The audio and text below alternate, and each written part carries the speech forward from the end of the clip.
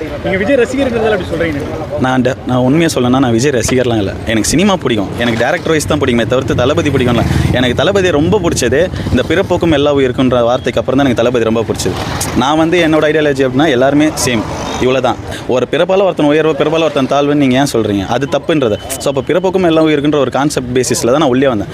அதெல்லாம் தாண்டி அவருக்கு என்ன இவ்வளோ இந்த தலையெழுத்து நீங்கள் சொல்லுங்கள். இன்றைக்கி தேதிக்கு 200 கோடி 250 கோடி சம்பளம் வாங்குறாரு. அவர் நினச்சா எவ்வளோ நிம்மதியாக வரலாம். நாளைக்கு என்னத்துக்கு இவ்வளோ தலையெழுத்து? அவன் சம்பாதிச்சு வச்சுட்டான், இப்போ பீக்கில் இருக்கிறான். இப்போ ஒரு அடுத்த 10-15 வருஷத்துக்கு அவர் தான் டாப்பு.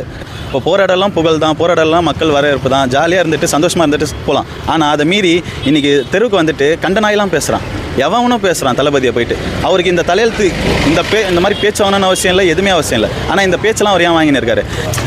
நீங்கள் வந்து இல்லை, நீங்கள் மனசாட்சி தொட்டு சொல்லுங்கள். அவர் இருக்கிற காசுக்கு எவ்வளோ நிம்மதியான வாழ்க்கலாம். அதை மீறி இன்றைக்கி அவங்ககிட்ட பேச்சு வாங்கினு இதெல்லாம் வாங்கினு நிற்கிறதுக்கான காரணம், எனக்கு இவ்வளோ கொடுத்த மக்களுக்கு நான் எதாவது திருப்பி கொடுத்துட மாட்டேனா? காசு சம்பாதிக்கணுன்றதுலாம் அவங்க சும்மா சொல்கிற கதை ப்ரோ. ஆனால் ஓட்டு எங்களுக்கு தான் வருன்றாங்க. நீங்கள் பார்க்க தானே போகிறீங்க 2026 என்ன நடக்க போகுதுன்ட்டு. மக்களுக்கும் தெரியும், மக்கள் தெளிவாக இருக்கிறாங்க. 2026 தளபதி தான். திமுக ஆட்சி வருது கண்டிப்பாக இல்லைங்க.